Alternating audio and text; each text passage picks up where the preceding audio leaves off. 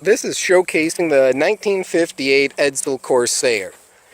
As you can see, it had a crude Rust-Oleum rattle can paint job applied a couple months back, mostly just to keep any surface rust at bay, because while the floor pans are very solid, the seat backs are in good shape, some tearing on the front, it is missing the rear seat itself.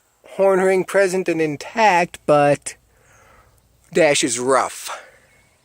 However, everything with the exception of some of the radio knobs and buttons that have decayed over time is still there.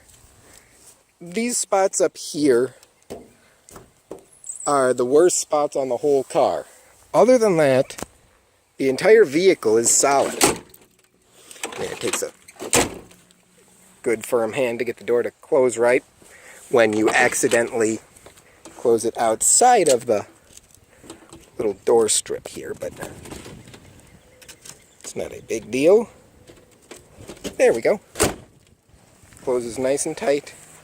Original coloring scheme, the two-tone, I forget what it's called, it looks like seafoam to me with white on white. Lots of overspray, but again, aside from a few rust areas, you'll see it's all surface rust and coming back, or not coming back. That was the point.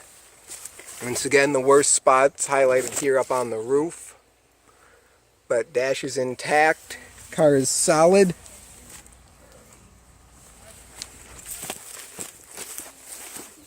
A good candidate for restoration. Well, that's where I left my jumper cables.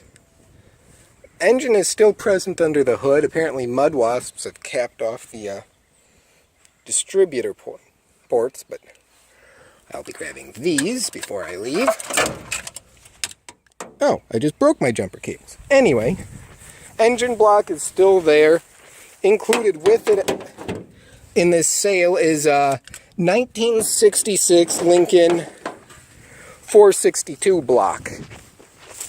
I'm including that as well because it'll drop right in motor mount wise, but you will have to do some adapting for the transmission. I have a C6 transmission from said Lincoln included with it as well.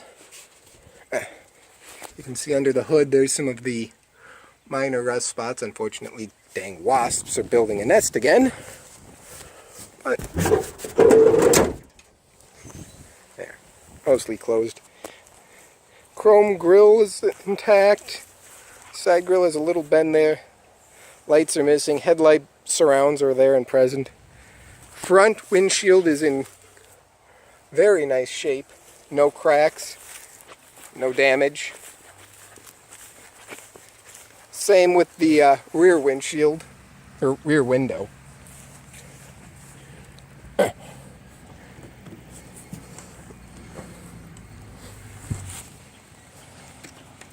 Trunk was drilled out so it'll open with a screwdriver.